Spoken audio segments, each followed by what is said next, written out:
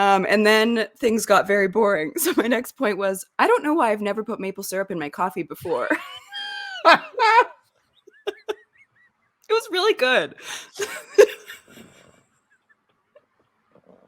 Oh my God, that's so good. What else was in your coffee? Sean, that's a personal question. And speaking of getting the party started.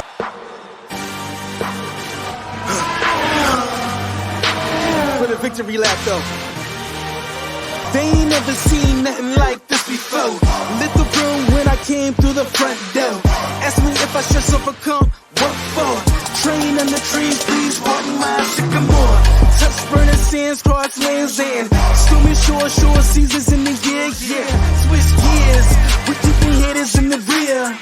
At the blood, sweat, and tears, and my goal so near. I see my victory so clear. I see my victory so clear. And today, we break through. And today, we break through. And today, we break through. And today, we break through. And today, we break through. It's time for everybody's favorite podcast that they're just not talking about yet. The only one in the world exclusively covering only Formula One and football. We don't discriminate about the football. It can be the NFL, UFL, even the Premier League. We'll talk about it all. It's the Gridiron Podcast. Thanks for joining us for episode 35, or as Katie Caldwell so eloquently put it in our rundown, the Pecorine Podcast, because, you know, he was number 35 for the Nashville Predators back in the day. I say back in the day. He retired like a couple of years ago. I'm your host, Sean Barie, and joining me as always, up in the left-hand corner, it is Nick Shook holding down the fort in the land. And then if you're watching on Twitch, YouTube, or Twitter, up in right-hand corner, it's the Canadian Queen, Katie Caldwell. Guys, how you doing tonight? Ladies first. Sean, it's going to be the same answer most weeks. Doing our best over here. That could not be more accurate right now for me. Yeah, for sure. We're all doing our best. Sean, how are you doing? Yeah, I'm doing my best. If only that was good enough. I got to say, Sean, every time that the intro ends and then you actually like intro the show, I breathe like a sigh of relief that like I don't have to drum up the whole intro in my head and the excitement. Like it's just like, do it. It's like sitting back and watching somebody else rake the leaves. You're just like, you're doing great, sweetheart. Way to go.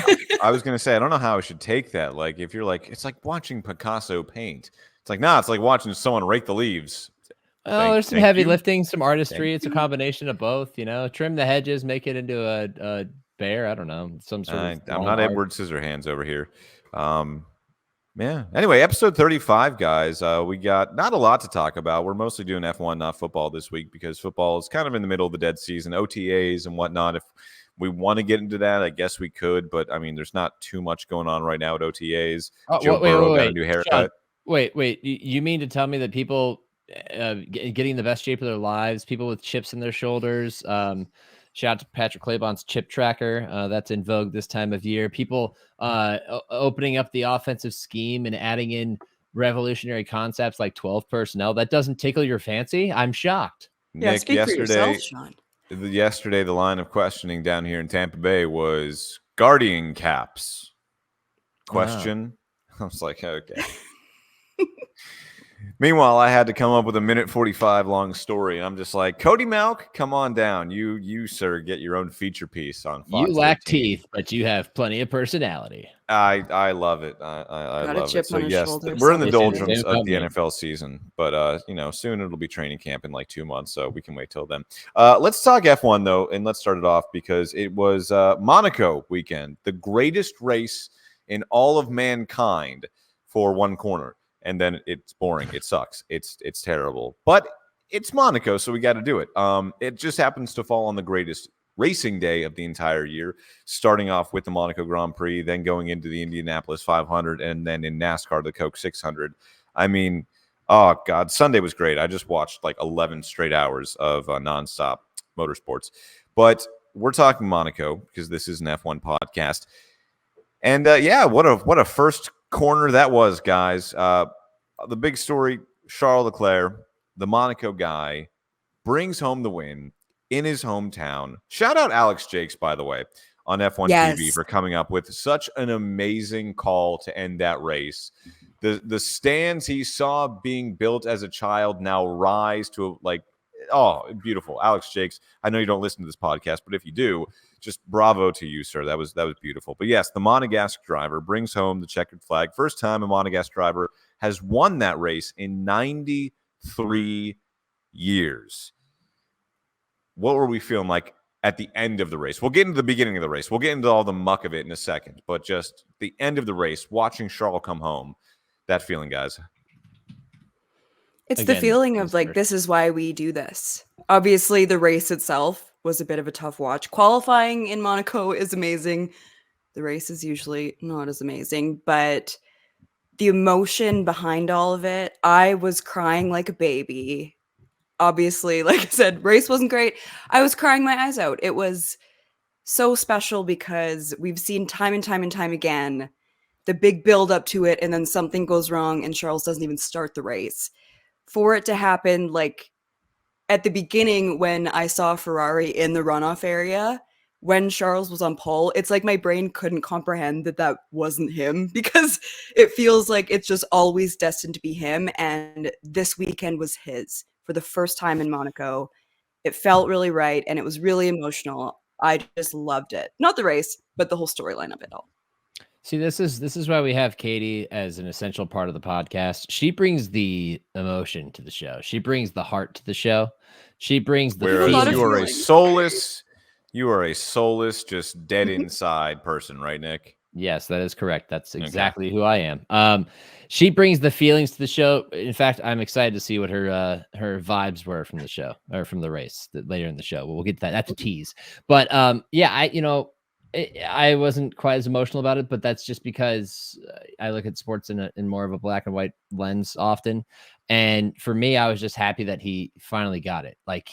This is a guy who goes to his home race every year and always runs into bad luck. Yeah, he finally finished one a couple years ago, but he always runs into bad luck, or he's not in the best car, or, Max is dominating, whatever it is. He qualifies, he gets pole, and because he wrecked, his gearbox has an issue and he can't start the race. I mean, every heartbreak imaginable at the race that he wants the most has happened to him. And then finally, on a weekend that included a lot of entertaining qualifying, that saw Red Bull fall out of the first two rows of the grid, and then saw another Red Bull cause a massive wreck on lap one.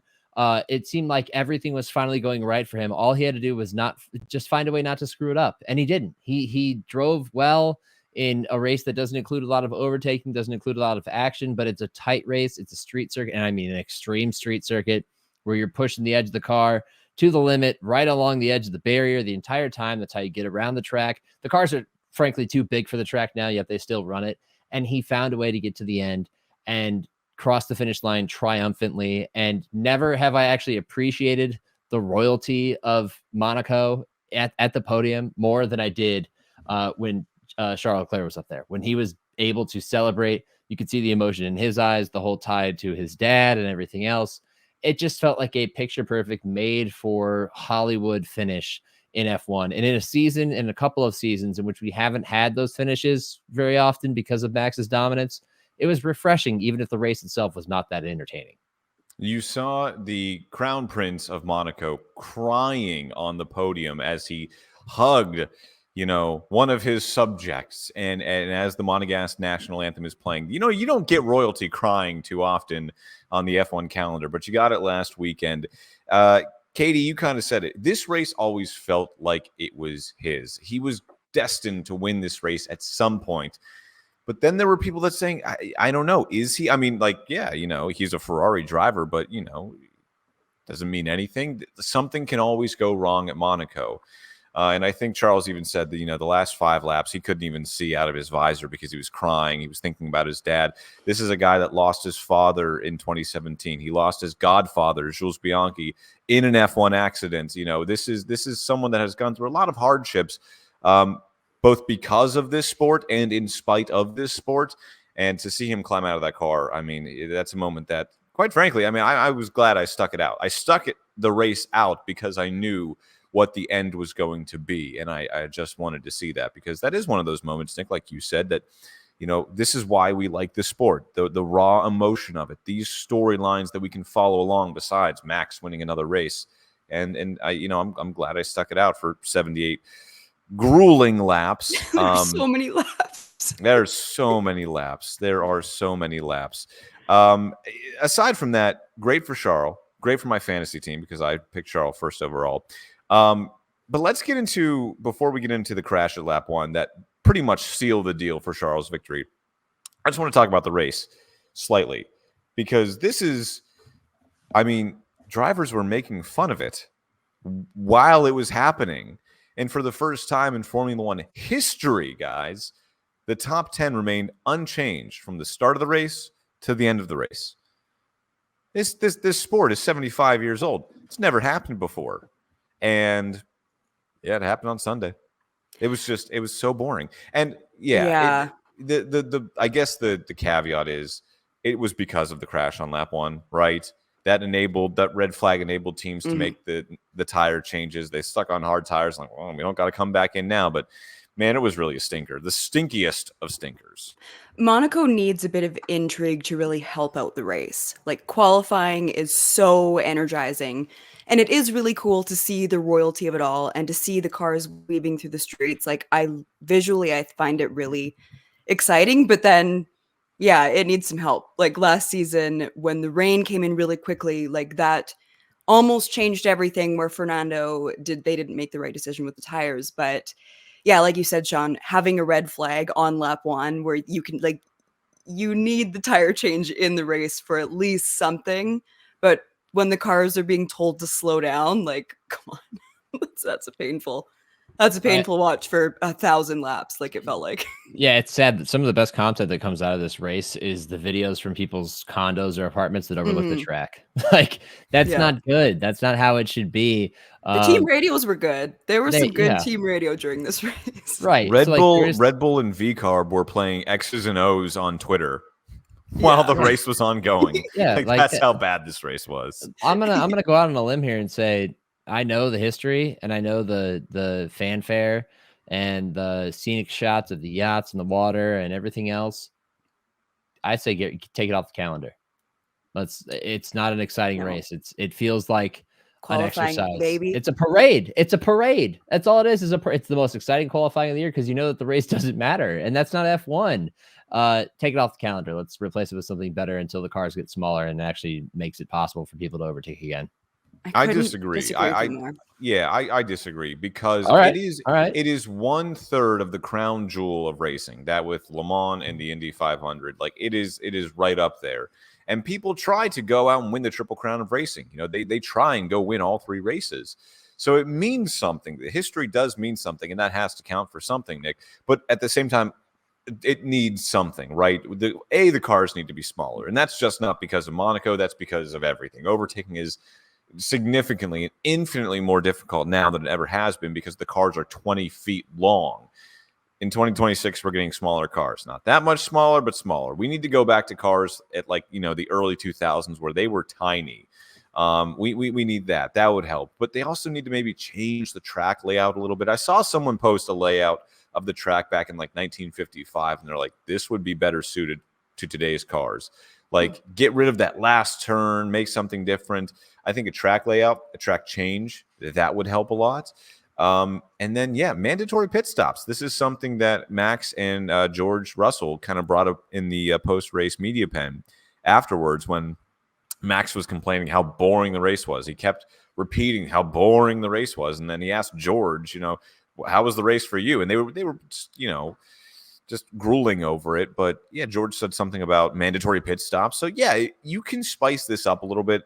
It's Monaco. Keep it on the calendar. But you do need to tweak it a little bit. I think go ahead, Nick. No, go ahead. If there are 10 races on the calendar, I understand wanting to get rid of Monaco, but now there's so many that if you're not into it, just don't even tune in on the weekend. Like, qualifying as an event in itself is so exciting that to me is worth it, plus the history and everything else we've talked about. But there's so many races now that if you're not into it, take one weekend off. Yeah, that's fair. I mean, I kind of did that anyway because I came back from. So first I didn't watch live because I was on the golf course. Then I came back from golfing, took a shower, laid down on the couch, put the race on, fell asleep after like the tail end of the red flag, and then woke up with like 15 laps to go, and I was like, I didn't miss a thing. Not a thing. Just a lot of commentary. I think this is a good time to pause here for a second because the chat is on fire tonight. All right. First off, Big B chiming in real quick. He says, he said first, which congrats. And then he said, do you even know? And with the little laser eyes emote that I have on the Twitch there. And then he also said, it's like Sean chugs a Red Bull before he starts the pod. So much energy. Good. Bring that energy. Strong start. No Red Bull. Monster only. Oh, I get it. You have your allegiances. I get it. Logan is listening to us on the train home, so he can't hear us, but let's go Fred Vasseur. Yes, Logan. Yes. I'm such a fan of Fred. What a gift he is to a F1. Culture change was needed at Ferrari, and he really brought it. I thought you were going to say you're such a fan of Logan, which I am, but whatever. Big B again said, Sean all energy, Katie happy vibes, Nick all facts. That's accurate. That is accurate. Yeah, I think he just called you a curmudgeon. I have a bit of Eeyore in me at this point in time that will dissipate eventually, but right now I'm a little Eeyore. We also had Chris chiming in from actually I think he's in Seattle still, but he is from Alaska. He said Katie's back. I am. Everybody loves you, Katie. We also had Women of Fantasy Football saying hi, Katie. Hi. Look at that. Katie, you're the star. You're the star of the show. That's why I call her the Queen of Canada, man.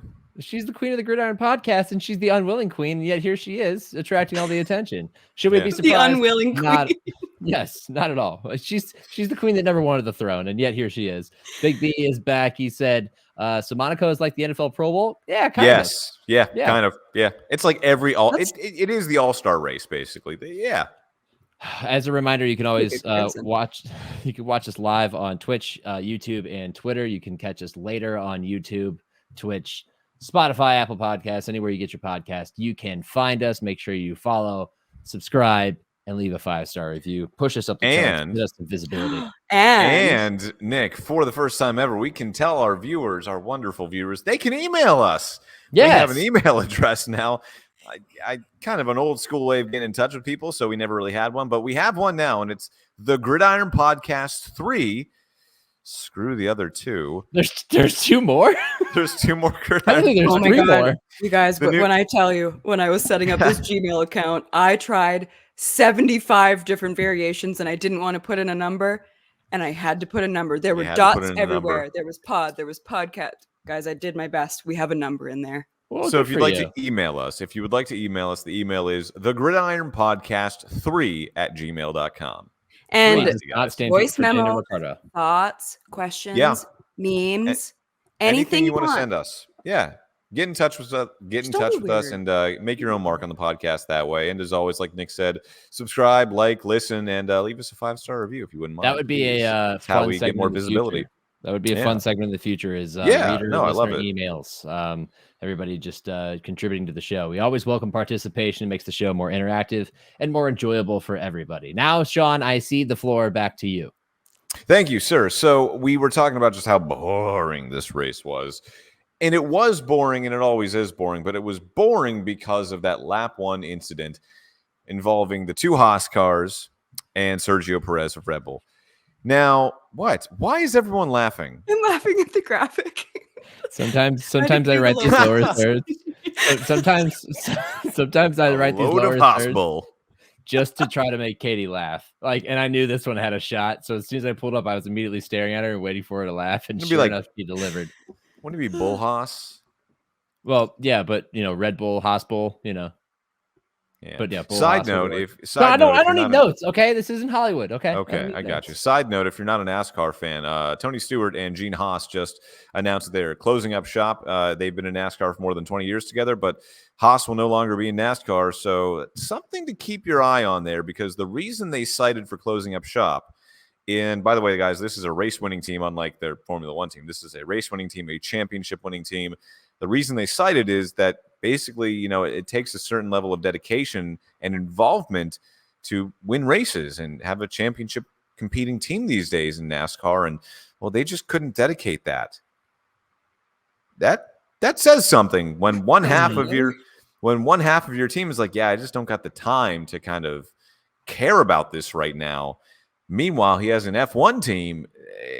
You don't know what that means, right? You don't know what that means for the future of this team. Either way, lap 1, turn 1, going up the hill in Monaco, and we got a Haas sandwich, and Sergio Perez was the fill-in, and he went right into the wall. Once again, who was it, Katie? Kevin Magnussen? It was Kevin Magnussen. I don't know what has gotten into his Viking veins, but this guy has just caused wreck after wreck this season. Does he want a week off? Does he want a week off? Because he came into this weekend 2 penalty points away from a suspension. And because it was lap 1, this literally saved his ass because it was lap 1 and they give so much leeway on lap 1 incidents. He wasn't awarded penalty points, but he clipped Sergio Perez. Meanwhile, the Haas's were trying to go 3 wide in Monaco, of all places. Best spot to do it. I don't blame Sergio Perez for this at all because he was defending his position. He was in the middle of the track. He had position, and you just had the Haas's going, we can go 3 wide in the smallest circuit on the calendar. All 3 cars spin. Sergio Perez's car saw the worst of it, red flag, and that allowed cars to come into the pits, change their tires, and no one else needed a pit stop for the rest of the race. Cool. Race over. Lap 1, turn 1. What were we thinking of the crash, guys? Well, breaking down this crash, what's the rule? Rear wheels in front of, or front wheels in front of rear axle. Wow, that is a tongue twister, and I cannot speak already. He did have his front wheels in front of the rear axle, which technically gives him a right to space, except the space was dwindling. And if you look at space. Yeah, and if you look at Perez's onboard, there's no shot he ever saw him. And he even said it. He's like, I never saw him. Like, look at my onboard. He never comes into the picture. Why would he try to make the move there? When I saw the replay, I thought of that saying, if you're a driver and you see a gap and you don't go for the gap, you're no longer a driver, right? But like the gap was disappearing, and this just underscores how Kevin Magnussen's been driving for the last month, which is YOLO, like DGAF. I'm just going right into there. I'm bullying my way through everywhere in a bad car, in an average car at best, and he causes a 3-car pileup. But on the flip side, the positive end of it, for those who are interested in safety innovations in Formula One, that survival cell did its job in Checo Perez's car. And that was the coolest thing about it to me on a technical side, was just like seeing the front disappear and collapse inward. The rear gets shredded, and then there's just that cell remaining, skidding on top of one of its tires trapped underneath. And I'm like, hey, survival cell. And then on the broadcast, they're like, boy, look, the survival cell really held up. I was like, woo, just like it did a few years ago when, what's his name, went into the wall. Romain Grosjean. Yes, through the wall. Through the wall. Yeah, this wreck kind of spelled the end of it. You saw Sergio Perez. There was the safety car, the hospitality car, whatever you want to call it, that was in charge of driving them back to the pits. They tried to fit all 3 drivers in the back seat. And Sergio Perez was having none of it. The 2 Haas drivers got in there like, oh, this is just another weekend for us. Sergio Perez was cussing them out, I hope in Spanish, as he slams the door and walks back down the hill. Look, man, everybody's had a bad Uber experience where you get sandwiched in the middle. 0 stars. Yeah, and you're just stuck in the middle, and the driver's reckless and hitting all the bumps, and your head's hit. Well, if you're tall, your head hits the ceiling on the bumps like me. I get it. I understand why you wouldn't want to get in the back seat of that car. It's a Mercedes, though. It was a Mercedes. Speaking of wrecks, guys, we had another one just a couple of corners I'm right later. Here. Go easy on me. Just a couple of corners later. There's 2 here, actually. So, there's another one sleeping in his bed over there. It's my dog. We had another wreck just a couple laps later. I'm skipping ahead in the rundown here a little bit, Nick. But the 2 Alpines. Stop me if you've heard this one before. The 2 Alpines are coming together. And not since the Bastille was stormed by the citizens of Paris in 1789 have I seen the French nation split in twain quite like it is right now. And if we have any French listeners, I don't know why we would, but if we have any, what are the vibes like over there in France? Is like half the country Team Pierre, half the country Team Ocon, or is it just like everyone else in the world where everyone's anti-Team Ocon? Because what the hell was he doing, guys? Or everywhere else in the world where you just don't even think about Alpine, the team. Esteban Ocon yeeted himself into Pierre Gasly. Just yeeted himself. under a red flag. What was happening? And man, you're in like 10th and 11th, and you're in Monaco. You're fighting Like- for a single point. But this is a race where things can always go sideways ahead of you. You literally just needed to stay in the race.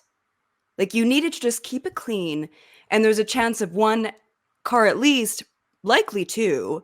Pierre had such a great weekend. Finally, we've been waiting for it, and it feels like Ocon, the second that he's beside him, he just goes wild. Like in Miami, you saw them wheel to wheel the entire first lap, and you can kind of feel it coming, that energy between them as soon as they're starting side by side. It feels so much like it's Ocon, and I don't know, I just get this feeling whenever they're beside each other that it's going to go south, and it did. By the way, how awkward is it that they always also seem to be starting side by side, or they find each other at some point in the race? Like they are just drawn to each other. Because They are one gets magnetic into forces. Q2 and then inevitably finishes last there. Yeah, And like yeah. I think the drivers are quite close to each other, and I think it speaks to that. Like I think the car is really shit, but the fact that they're always beside each other, I think it speaks to them both getting a lot out of that absolute tractor of a car. Well, I mean, this season started about as poorly as it could for them anyway. Like they fired their technical staff after the first race because the car was so bad. Like it has done nothing but just be a bad season for this team. And yet, like you said, Katie, they're still right on the cusp of Q3. Like they're right around P10, P11 in that area. But one thing that I think a lot of people struggle with is when Renault changed its name to Alpine, everybody started calling it Alpine. Then they got a bunch of American investors and they had to learn to call it Alpine. And what we failed to realize is that Alpine may actually be French for magnets because they can't get away from each other. They can't. And here's the other thing, too. Look at Esteban Ocon's career. He doesn't play nice. Like, as much as we want to talk about a guy like Fernando Alonso not playing nice with teammates, and he doesn't, Esteban Ocon doesn't either, but he pretends like he does. Like when they announced this pairing, and there's like the history of Esteban Ocon and Pierre Gasly, and maybe it had something to do with Pierre stealing Esteban's girlfriend or something like that. And they're like, no, look, our drivers like each other. They can get along. I mean, can they? Can they really? Like, they can pretend like they can for all the media stuff, but as soon as they're on track, I mean, it's clear they do not like each other very much. And we can go back in the history, like I said, of Esteban Ocon's career. He clashed with Sergio Perez at Force India. He clashed with Fernando Alonso when they were both at Alpine. And now he's clashing with Pierre. Like, somehow, Esteban Ocon, you want to talk about magnets, his car always somehow finds his teammate. I don't know a teammate who has had so many other teammates that he's crashed into like Esteban Ocon. Yeah, that actually brings me to my next point, which is it's been a hell of a year for people driving like assholes. Yeah, sure has. Everyone's a Florida man at some point in their life. Except the Florida man himself, who never has a shot of even driving like an asshole because he's too far behind everybody. Real quick, break back into the chat because I noticed this earlier, and I'm glad Saman pointed this out. He said, I appreciate the suns out, guns out vibes of the episode. And, you know, Sean, I got a tip of the cap virtually to you because Katie and I make the sleeveless thing a We're habit. always sleeveless. I'm especially always sleeveless because I work from home and I'm always in a cutoff t-shirt because who needs sleeves? Abolish sleevery, I think is one of the old t-shirts they used to say. It was like Abraham Lincoln and it was sleeves, you know? And I'm like all about, you know, guns out, right? But Katie has followed suit, not behind me, but has chosen out of her wardrobe a number of tasteful sleeveless tops. Now Sean's here in a tank top. I mean, my God, the synergy, guys. We can't get any better than Hey, this. you know, it's one of those nights where I just didn't even feel like putting on clothes. Well, I'm glad you put something on. That's a little Thank dangerous there. Big Thank B you, also yeah. said, imagine a Frenchie, okay, coming in with no context and reading your caption, which was the French Civil War. Yeah. And that's why I said not since 1989 or 1789 when the French citizens stormed the Bastille. Nod to the, you know, French Revolution. Yeah, Revolution. you were Whatever doing they a bit of did. a documentary voice there Yeah. too. Yeah, I got it. Yeah, we're picking up what you're putting down. Les Mis and whatnot. Sure. Who was? We agree though. Esteban Ocon was in the wrong. Oh, 1,000%. Okay. It sounds And- like he could be in jeopardy of being either benched before the Canadian Grand Prix, or I've heard a lot of talk of losing a seat. I don't I think think he will. I think it's in the yeah. conversation in that building. I think that's all talk. The Alpine principal, Bruno Famine, said, pretty much everything's on the table. He might be sat down for Montreal next week, but I really don't think they'll do it. Who do they have as their reserve driver? Anyone know? Jack Doohan. Jack Doohan. Jack Doohan. Okay, Which I don't like. Is that really an upgrade? Yeah, to Ocon? I don't think it is, but Yeah. I don't know if maybe you want to send a message to him. But at the same time, he's driving for his own career. Like, he doesn't have a contract next year. Yeah. You'd think that you just, for one race, just be normal beside your teammate. Like, we just talked about it, that it's such a pattern that he has so many issues with his teammates, and it's caused so much physical damage that I get that it's normal to have a battle between teammates, but man, he is a consistent troublemaker when it comes to that. I remember watching the first season of Drive to Survive, and I think it was the Mexico City episode where Checo's coming home. They're in Force India, and Esteban Ocon just, again, squeezes him into the wall and just wrecks both of their weekends. He did that there. He did that with Fernando Alonso. He did it with Pierre Gasly multiple times last year as well. Or actually, Pierre yeeted himself into Esteban and almost got a race ban, but didn't. It's just, they can't help but find each other, and Esteban can't help but find his teammates. I think that the quote from Bruno Famine was somewhat telling, or at least foreshadowing. It's exactly what we didn't want to see, and there will be appropriate consequences. That's like your parents being like, "We gotta talk when you get home, buddy." I believe he just got a wooden spoon to the knuckles. Yes, or to the backside. The old, I'm not mad, just disappointed. Oh, I'm just disappointed. That cuts me deep right now, and I didn't even do anything. Me too. Esteban, I'm not mad. I'm just disappointed. Oh, that's John. Why you got to double down? Now I feel it even more. Moving on, guys. Yuki Tsunoda. He's having a year. He's having a year. And you know what? That V-carb RB, whatever you want to call it, doesn't look so bad right now. It looks like it's kind of like not the best of the rest, because that's Mercedes, but it's kind of like the best of the bad. And it's okay doing that. But you do have to give Yuki credit, because last year when Nick DeVries was dropped in favor of bringing Daniel Ricciardo back into F1, everyone thought, well, here's Daniel Ricciardo's chance. He's going to show Red Bull. He's going to show F1. He's going to show up Yuki Tsunoda. Guys, it's the season of Yuki. Kind of like a couple of years ago when Pierre was showing that he was a world-class driver in that AlphaTauri. Yuki is doing the same thing, and a lot of people want him now in that second Red Bull seat. Yeah, Katie, would you step to the podium here and command the room? The floor is yours. Well, I feel like if we're going to talk about Yuki right now, first we need a bit of Checo context, which a few episodes ago, we were still having the Checo conversation of people are hyping him up, and it feels like it was around this time last season that things started to fall apart, and I think we're seeing shades of what happened last year. I have never trusted Checo this season at all. Last year, Red Bull, they were so far ahead of the game that, and Checo had such a strong start, that it felt like when he fell off, it didn't really matter where he finished, because you knew Max was going to win the race and Red Bull was so far ahead that it didn't matter. It matters this season. I don't think Red Bull is a lock to win the Constructors. Max isn't winning by 1,000 seconds every single race. Put Yuki in that second Red Bull seat. Give him a 1-year contract. He's a draw to fans. He's been consistent. I don't really know who else they're holding out for. Like, move Yuki up, get Liam Lawson into the RB. I can't call it V-carb. That really frustrates me. But what else is it going to take? Like, I understand the politics behind all of it. I get that Honda is on the way out and how tied he is to that. I get that Checo brings in so much money. What else is it going to take for Yuki to get that second seat? Because he's done everything. He has driven the balls off that car. He has been consistent every single week. When he dive bombed into Danny Rick, that feels like it was 10 years ago. Yeah. Over 1 year. He's a new driver this season. Yeah. Unfortunately, Katie, news today is that a new deal is all but done with Sergio Perez for next year in the number 2 Red Bull seat. Yeah. What does Yuki have to do? news breaking today that they're going to stick with Sergio next year. And it looks like that means it's going to be Carlos Sainz either to Sauber, kick, stake, Audi, whatever you want to call him, or to Williams.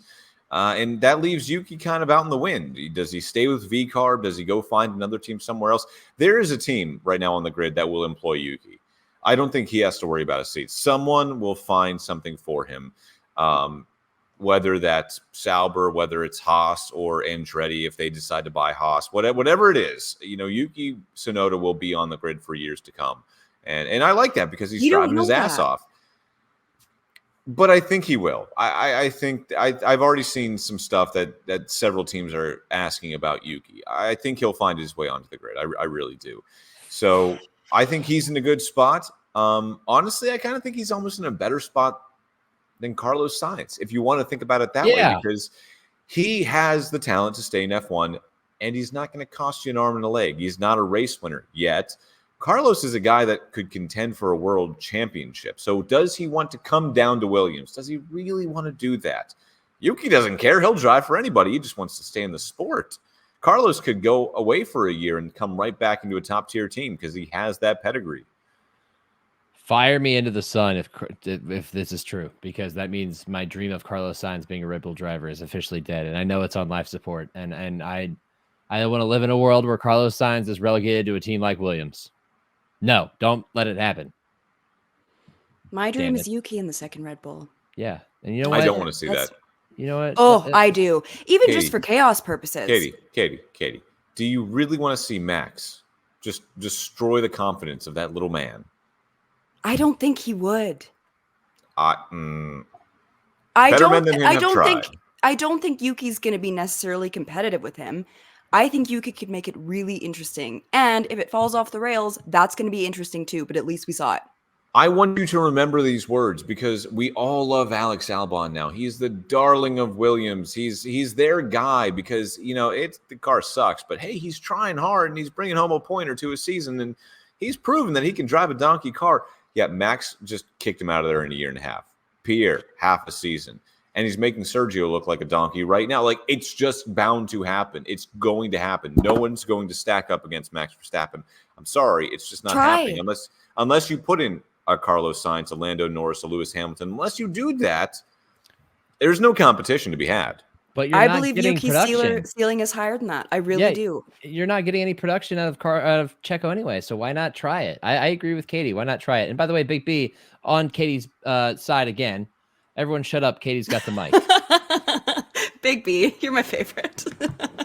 I don't see an issue. I agree with Katie. Do it for half of the season. Why not? Who cares? Try it out. I'm fine with it. I'm just saying it's not going to happen. Why would you run him with Checo again? Checo, somebody run it back, baby. Somebody posted to me the other day. It was like Checo Perez has signed with the name of like a Chinese baseball league team or a Korean baseball. I can't remember which league it was. He's irrelevant for a good team. By the way, we're talking about the crash at turn 1, and we're talking, K-Mag caused it. Why are the Haas trying to go 3 wide? You also do have to put some blame on Sergio because he is in a Red Bull in P18. Yeah, that's what I'm saying. You play stupid games, you win stupid prizes. If you put yourself in the back of the pack with the Williams, with the Logan Sargents and the Kevin Magnussens, this is going to happen. What's the definition of insanity? Doing the same thing over and over and hoping for different results. Exactly. Why is Red Bull being insane then? What's the point? Because doing the same thing over and over has produced 3 straight world championships and 2 straight except it's been Max. It has had almost nothing to do with Checo Perez, at least not for the last year and a half. And like I said, Sean, it does not look like a lock this season for Red Bull, and you know how chaotic things are inside that building. No, it does not. So why set yourself up for disappointment next year when the margin gets even closer and suddenly you have a glaring weakness with somebody that you re-signed? I'm not arguing with you. I'm just reporting the news as it's being reported that he is going to stay at Red Bull. He's a real newsman. That's Sean Barie. Exactly. I'm just reporting the news. Speaking of, it's not a given that Red Bull could take the Constructors' Championships this year. Guys, we've had 3 separate winners in 3 consecutive races When's the last time this happened in Formula One? We all wrote off at the beginning of the season, like, oh, God, how many wins is Max going to have this year? Is Red Bull going to win every race this year? We've already had 4 drivers win races this year. This is turning into quite a nice little season. And Katie, Nick, like you said, it's not a given that Red Bull are going to win the Constructors' Championship anymore because Ferrari's close. McLaren is also closing the gap. We're picking McLaren and Ferrari drivers to win races. This is turning up to be a nice little season. But is Red Bull's dominance finally over? Well, short answer, no. Short answer is no. No, it's not. Because but it'll be a fun season to watch. That's all I'm going to say. That's my 2 cents. Is the dominance over? No, but it'll be a fun season. It'll be a more fun season than it was last year. You just killed the debate session, but that's fine. If Max is still driving the car, so he's still going to be the favorite in most races. But this is actually a perfect opportunity, I think, for us to dig into Katie's psyche real quick and ask her. We know. I mean, we're not gonna peel back that many layers of the onion, right? We'll keep this in the outside. Scary place, folks. Yeah. We know Sean's a McLaren fan. We know I'm a Red Bull fan. Katie, I don't think we've ever really truly uncovered your fandom. I'm a Lewis fan, so I've been Mercedes, but now I feel like I'm having midlife crisis on top of midlife crisis in my real life. I don't know. I think red's not your color, Katie. Yeah. Red is not your color. First of all, damn. Rude. I'd like to think I look quite cute in red, but I think you know who my kind of X factor might be. Fred Vasseur. I think he's the missing puzzle piece to connect Lewis and Ferrari. I didn't ever think I'd be a Ferrari gal, but I love Charles. I love Carlos. It just felt really chaotic to be a Ferrari fan for so long. But then this year, Monaco felt very representative of, I think even if Charles starts on pole, I think we're so used to either the car blowing up, him making a mistake, or strategy, them going totally off the rails. And they haven't been. Ferrari has looked good and consistent, and they haven't been making the painful mistakes that I'm sure that Tifosi have just been crying about for years and years and years. I kind of am thinking about being a Ferrari gal. So for those more power to you. For those of you who are dream readers or emotional coaches or even therapists, what we uncovered there in Katie's psyche is a quite simple desire that I think everybody has, but some crave the opposite more than others. Katie is looking for trustworthiness and stability in her F1 team, and perhaps more. And in my life.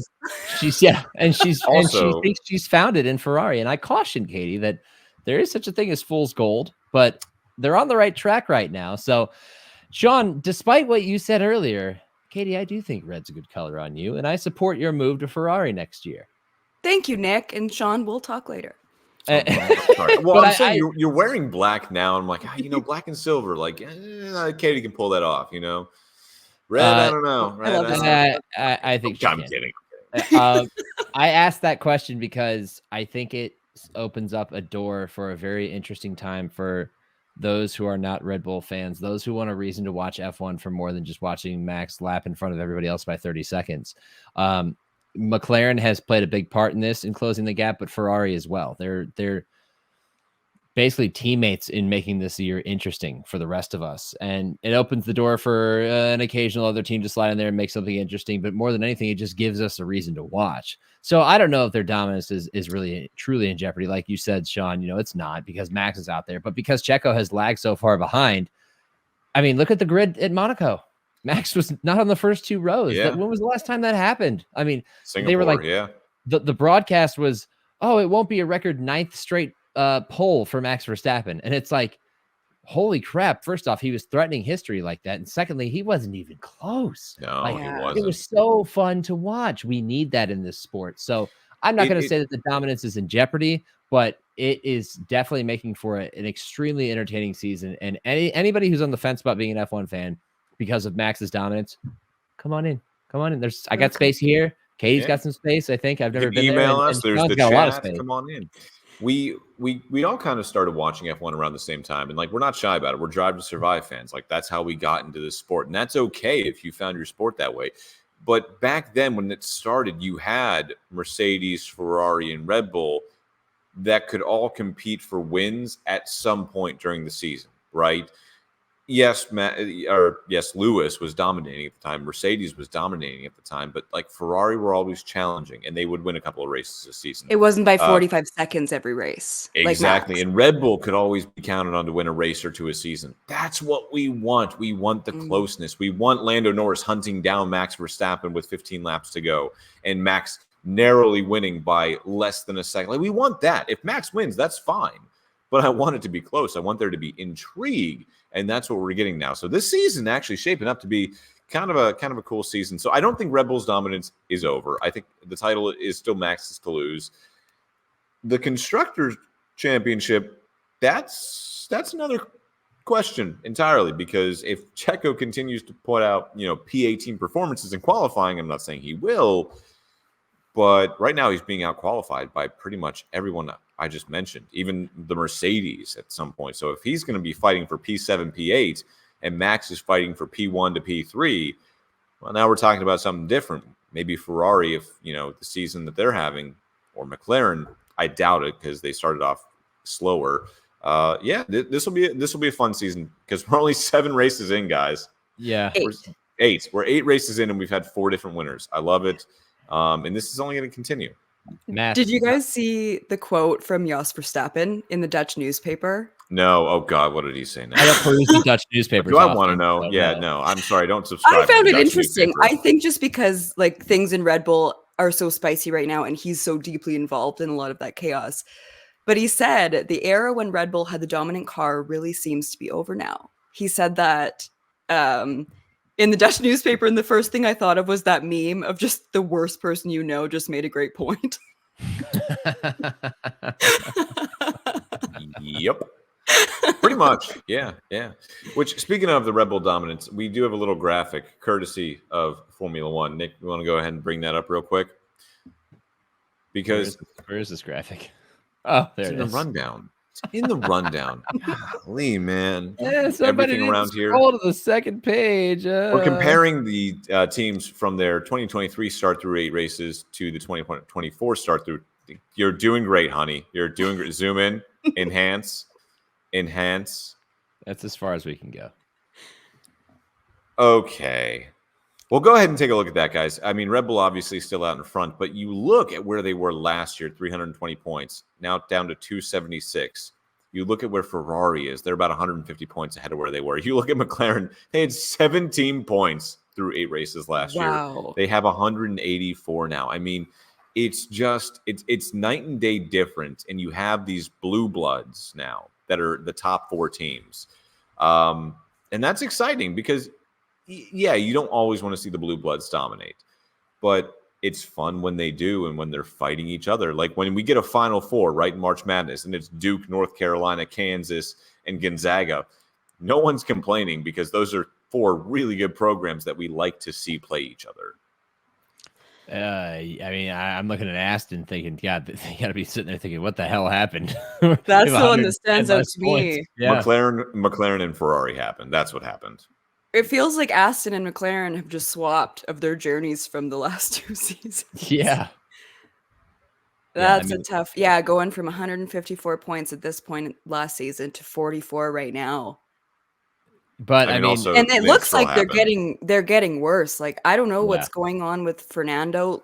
Lance had a tiny bit of dog in him last race, but the bar for him is so low. Also, I think quali they're 4-4, which is really wild. I'm not used to that. I don't know what's going on with Fernando. I don't think that car is very good right now. Honestly, I don't think it is either. And also, what has happened ever since Fernando Alonso was asked, hey, would you consider going to Mercedes? And he said, why? We're ahead of them right now. And now you're 52 points behind them. So don't count the score before the ball is in the hole. Yeah, buddy. That's like shooting a 3 and walking away before the ball is even through the net. So there's your standings right now. Ferrari closing in on Red Bull. I mean, they're 24 points behind. Yeah, they're 24 points behind. That's very close. That's a race win. And that's win. because Sergio Perez has now slipped to 5th in the driver's standings. And for the first time since Austria 2021, Lando Norris is in the top 3.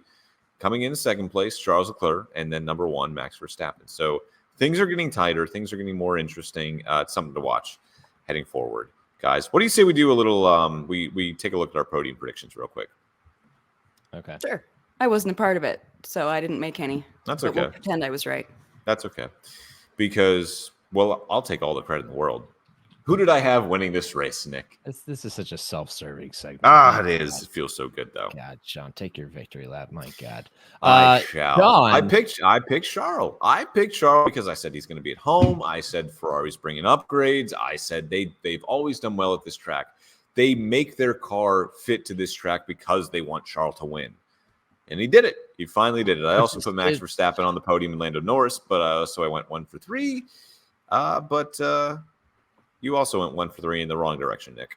Yeah, I mean, I'm not going to take a victory lap at all because I swung and missed, and that's totally fine. But it's just funny because Ferrari drivers, I think it was Charles himself, said our car is not really tuned for Monaco, and then they went and won the race. So, like, don't believe what you hear. Don't believe what you read all the time. And the other thing, too, is McLaren always said, like, yeah, we're only good in the high-speed circuits, high-speed, medium-speed corners. And what did I say 2 weeks ago? I said, I think they're at the point now where they just have a better car than most of the grid. So it's not going to matter if they're at a medium-speed track, high-speed track, slow speed. They just have a better car. And that's exactly what Oscar Piastri said after the race. They said, can you contend for wins? And he said, yeah, I think so. Because we're no longer, beholden to medium and high-speed corners. We just have a good car now. That's what I said 2 weeks ago. And that's kind of what happened last year, too. It didn't matter what track it was. It was McLaren just had a good car, and they have a good one again. So, again, the podium in Monaco, Charles Leclerc coming home first, Oscar Piastri taking home his first podium of the season, coming home in second, and then Carlos Sainz finishing the double podium for Ferrari, coming home to P3. I think someone said that's his 5th podium in Monaco. Go Carlos, man. Oh. You're used to that podium in Monaco there. Checking in on the fantasy standings after Monaco, Nick now has a commanding 3-point lead. I'm getting my ass kicked. Yeah. Unfortunately, Katie, Team All Hot is getting its ass kicked. It's a lot of looks and not much. Yeah, coming home in third with 137 points. I have fallen from first to second with 165. I had a 10-point lead at one point, but the arrival of McLaren, because Nick has both McLaren drivers, has really done him wonders, and Nick has a 3-point lead at 168 points. We have Montreal next week, guys. One of my favorite tracks, actually. I like Montreal. I really do. Katie, your country has a good track. It's one of my favorite tracks too, but it sounds very biased when I say No, but it is. It's you a good track. You were very wise for sitting that one out until Sean pulled you in. Yes, that was very smart. It's okay. It's okay. And as I watch the Stanley Cup playoffs, I'm reminded that your national anthem is also a bop. Yeah, it slaps. It's good. It's a banger, as the kids once said. That one bangs. When we were kids. I like Montreal for the layout, and it's also become like increasingly slippery in recent years, which is interesting. And do you really like Montreal? I love Montreal. How much do you love it? I mean, the track. I don't know about the rest of the city, considering I've never been there. It's so amazing. I went last year right after the race. It was painful being there so soon after and not going to the race. Oh yeah, I know. But it's like right in the city. It's such beautiful. Montreal is one of my favorite cities in the whole world. Well, I will take your. No, I won't take your word for it because I will go at some point. But I'll take your recommendation right now. Sean, I know that you're hosting and everything, but I'm sorry. I have been itching for this segment the entire show. Oh, God. Katie, what are we doing? will you please get your notebook out? Oh, we skipped right over it because it wasn't in the rundown. Note? Yes. We went over most of it. Okay, the Monaco Grand Prix. For those that don't know, I've always done this when I watch a race. I just sit and I just write down my thoughts, and usually they are quite unhinged. And then they made me start reading them on the pod. So they've probably got a little bit less unhinged, but I always find myself remembering things I otherwise would have forgot. So that's nice. This one I said already. The first note that I had was seeing a Ferrari in the runoff area on lap 1 with Charles on pole. My brain could not comprehend that wasn't him. The next point was, K-Mag, why are you doing this from the back of the grid in Monaco? And then my next point was, that simply must be a race ban. And it wasn't. And I am blown away by that. This part isn't in the vibes notes. This is just a bit of a rant. I get that they like to give them a lot of leniency on lap 1. So then bring that energy to Esteban. Like, it's the lack of consistency for me that really bothered me. How K-Mag didn't get a race ban Totally for agree. that. Yeah, totally agree. In What fact, are we when I watched the crash, I was like, nope, there's the race ban. It's Oh, coming. there it is. It felt so automatic. Yep. And I don't understand why they don't, because every other league in the world suspends its athletes. And guess what? No one cares.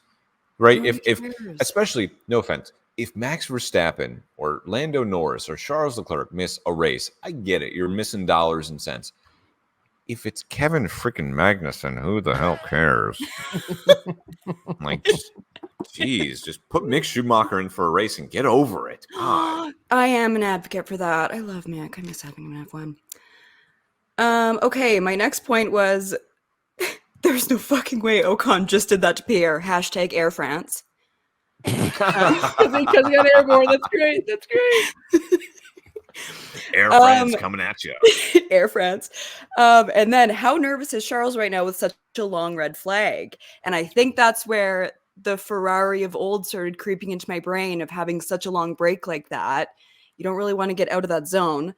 And then things got very boring. So my next point was, I don't know why I've never put maple syrup in my coffee before.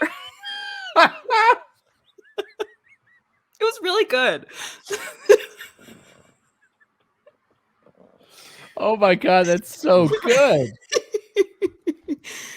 What Okay, else and was then in your coffee? Sean, that's a personal question. The next point is Carlos was handed a gift with that restart order, which he was. Oh, and then there's always a George point on the radio in my vibes notes every single week. This week is, there is no way George just said we're poodling around. I think we texted each other in the group about that. For reference, George was chasing down Lando Norris, and he was catching him because he was on medium tires. Lando was on hard tires at the start of the race or the restart. And his team told him, hey, just take care of the car, basically. Like, you can't pass him. It's Monaco. And he's like, what are we doing? We're just poodling around. Poodling around. Like, yes, George. Such a British thing. He is the most British man that has ever Britained in the history of Great Britain. I'm convinced. He's like an 85-year-old man stuck in the body of a young, fit race car driver, and it is very funny. Just pootling around. Just pootling around. So that definitely he makes the vibes notes every single week. Okay, next point. I feel like I can probably have a nap now. After that, a bunch of these drivers having a slow off. I did. And then another radio message, because this was really the only entertaining part of this race. Max is such a treat on the radio. And then he said, fuck me, this is really boring. Should have brought my pillow. That's like a Katie Caldwell comment. It certainly does. I'm like really loving Max as a human more and more, and it makes me uncomfortable, but I've said it before. I continue to just love Max. But he's likable. Oh, he's becoming so much more likable because he's just being like funny and cute and cool, and it's super annoying. But also he's not dominating by 1,000 seconds every time, so it's more tolerable. And then very happy Drive to Survive is capturing the French Civil War this weekend. They're with Alpine this weekend. Oh, yeah. Perfect. Yeah, I want to see every behind the scenes of this race. Yes, please. And then Charles actually did it in huge capital letters, and then now I'm crying, and that's the end of the notes. And that's a perfect and end. there is a little water stain on my vibes notes because I was crying. And this has been Vibes with Katie Caldwell. Tune in next week for more vibes. All right, real quick, guys. Let's get our Montreal predictions in. Let's get out of here. Nick, you don't even have yours in the rundown, so I'm going to make you go first. Oh, okay. Well, Max gets back on top. Max Verstappen 1. Lando Norris 2. And Carlos Sainz 3rd because after winning, Charles takes a slight step back. Okay. Katie, your top 3? I have Oscar winning his very first F1 race. Yeah, I think had things gone a little bit different, Oscar was on one this weekend. Hey, Oscar's had a good season. He's just had some bad luck lately. Yeah. Yes. Yeah, so I'm going to say Oscar, P2 Max, and then P3 Charles. But I also want to make a note that I think Mercedes is going to have a really big jump this weekend. I kind They of didn't look contemplated putting bad. Lewis on the podium. Monaco Oh, is how great just would such a that be? bad reference point for a car in a full race. Like, it's just about It quality. So is. I'm happy to be back to like kind of seeing whose car is doing what. I know that They sounds stupid, but their car looked so good at Monaco, and I'm kind of trying to take a step back and going, you have to remember they have two very, very good drivers, and maybe that's just the driver kind of outperforming the car at a track where that matters more. but my point of reference is I thought they looked good in Miami. That's why Yeah. I'm feeling hopeful to see them on a proper racetrack again. I know it's technically street circuit, but proper racetrack. Technically, it's on an island around a casino, basically Miami. Oh. So my top three, I'm going Max Verstappen back on top step again. I'll take Lando Norris number 2, and then I will take Oscar Piastri to bring home a double podium for McLaren because McLaren's looking really good no matter what type of track they're on. They're looking very, very good. I think Ferrari, again, looking good, but they were always going to do good at Monaco. They always do because they always make sure their car fits Monaco. A little bit of a different beast when it comes to Montreal, so I'll take McLaren as the second team there. All right, top 3. There's our podiums, guys. Anything else before we get on to hate it or love it? No, Cool. Nothing for Let's go me. to hate it or love it. Nick, what do you hate this week? I don't hate anything. Next. Okay, we're It's not a going to damn unpack lie. that one at all. Not going to unpack that one at all. What'd you We're say, gonna leave- Katie? So that's a damn lie. Yeah, that is. We're- You are we're- one of my that- favorite haters. That's why I said we're not going to unpack that at all. Nick says he doesn't hate anything. The man doesn't hate anything. Katie, what do you hate this week? Love that Large for you. respect. I hate so many things all the time. So this is Oh, always an easy whoa, segment for okay. me. Exact opposite. I hate the NHL playoffs without my team because they still should be in it, Aw. and I'm just having a really sad. I'm sorry. I know we have some listeners in Edmonton, Alberta. Thanks to. I can't get into it. As a Canucks fan, I allowed myself to believe this year, and I did start to believe. And then everything fell apart, and it makes me sad. That's it. I have a question. Is Edmonton a fun city? Yes. Okay, because as Yeah. I was watching the build up to the game tonight, I'm like, Edmonton looks. I know it's the northernmost metropolis in the continent, but it kind of looks like it's a sneaky fun city. They've got a good music scene, good bars and restaurants. Like Edmonton, I've lived in Calgary a few times, and I feel like it has to prefer have that, right? Like Edmonton to Calgary. there's nothing else around. Like it's Edmonton, right? Like There are towns around. I don't need to talk about them. We'll talk about it off air. cool. Okay, cool. I have a lot of feelings about Alberta.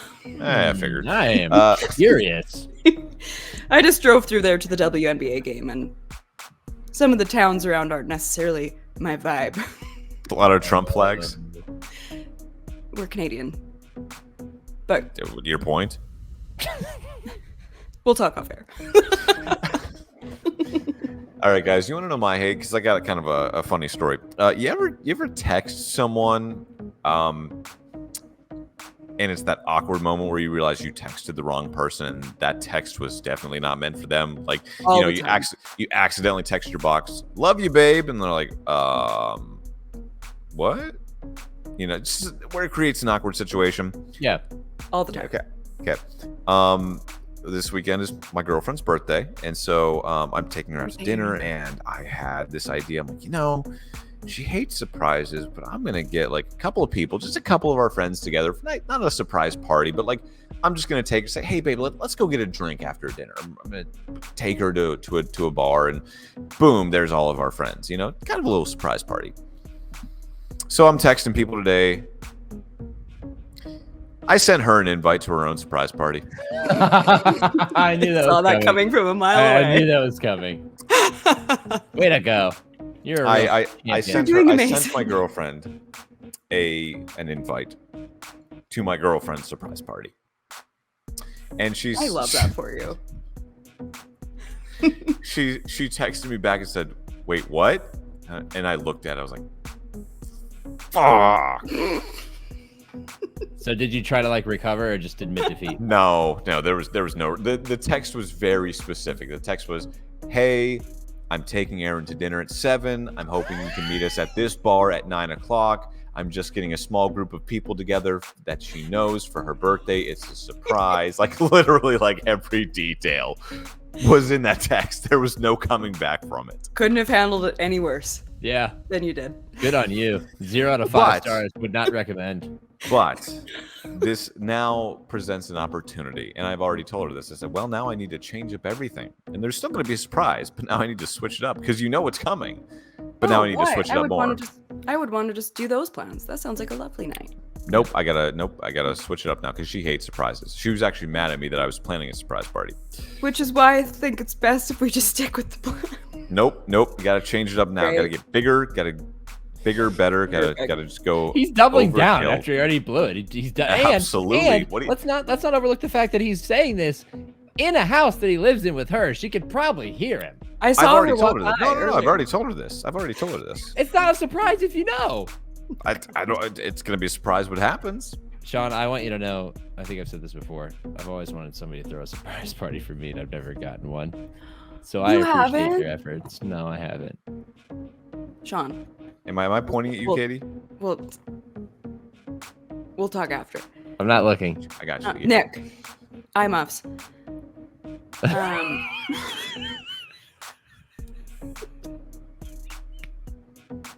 Nick, don't look at us. Nick, what's your love? Okay, I do have a love. So the thing I teased and kind of alluded to on previous podcasts, I finally went on that trip. I went down to Orlando, Florida last week to go to Electronic Arts, the home of EA Sports, to play. EA Sports. It's in the game. That's pretty good. Actually, we should put you on a short list to replace that guy if he ever can't do it anymore. And I went down. I did this last year with Madden, but this year is a monumental year for football video games because it's the return of the college football game. There has not been a game since NCAA 14, which is made for the 2013 season. Don't ask me why they number it that way. Probably because it's the 13/14 season.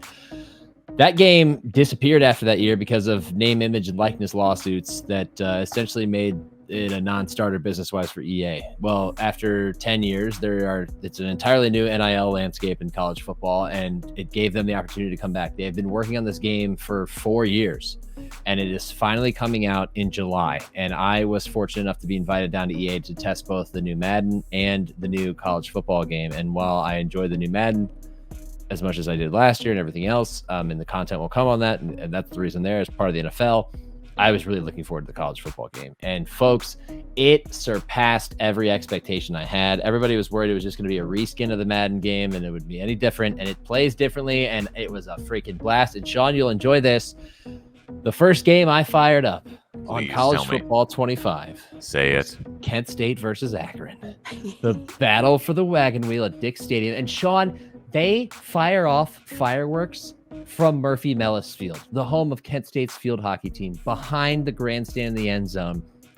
Position accurate, as they do in real life at Dick Stadium.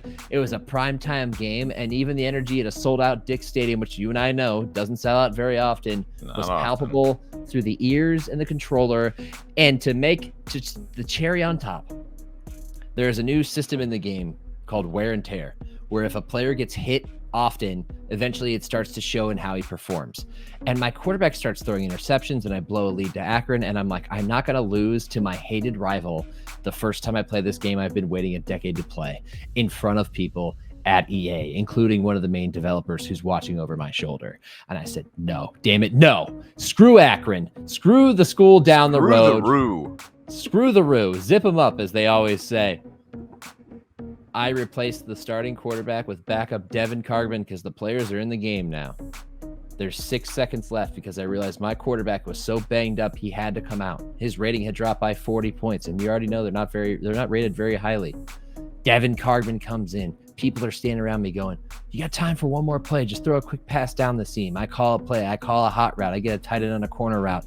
And in comes Cargman, cold off the bench, drops back. And they're like, throw it. And it's not there. And I wait, and I throw it to the tight end with the last name Junker in the end zone. and he catches it just past the defender for a game-winning touchdown with 1 second left, and the place erupts around me. Everyone loses their minds, and then he stops, and he does the Heisman pose in the end zone. And I was like, I am going to spend so much of my life playing this game. It was a fantastic experience. The people for KSU. Fight for the blue and gold. I don't know the rest of the words, but I can hum along if asked. Fight. Shout out to the people at EA. They were super gracious. They were extremely accommodating. They did a great job. They really went over the top with their presentations and all the elements. We did a tour of the studio. We learned how motion capture works. We learned how they scan things into the game. It was a top-notch experience. I can't wait to do it again, hopefully in the future. Met a lot of really cool people from like the sports world and the gaming world that kind of intersect with these games. It was just an incredible experience. It was fantastic. So I love that I got to do that, and I love how many people are going to enjoy this game this year. I can't wait for it to come out. Awesome. Katie, you're live. First of all, I love that for you. Second of all, Thank you. Is it called Dick's Stadium? Yes. Robert C. Dix. Stadium. Okay, cool. I just DIX. I struggled to breeze past that with no Yeah. context. Yes, DIX. Dix. Cool. Not everything in the U.S. is called Rogers Center, Place, Arena. Okay, That's fair. relax. It is very obnoxious. The Canucks and Oilers series, both arenas were called Rogers. Ew. Very wild. Yeah, that's it. That's a nightmare. Rogers owning all of Canada. But my love is I am dog sitting this week, and I have a dog Yay. in my home again. Yay. Yeah. Wow, So good. for those newer listeners, I, for 9 years of my life, had the best dog in the whole world, Carl, and he's no longer with us as of Christmas time. But I've had this gorgeous gal named Juno, and she is a Bernese/golden doodle, but she looks like a black lab. Very weird. Yeah, she kind of does.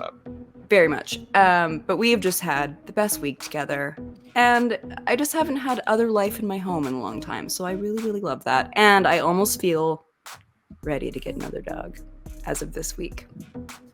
We support this. Sean and I support Thank you. this. Do it. Kumi also chimed in. He said, R.I.P. Carl. Oh, I know Carl was the best. Always R.I.P. Carl.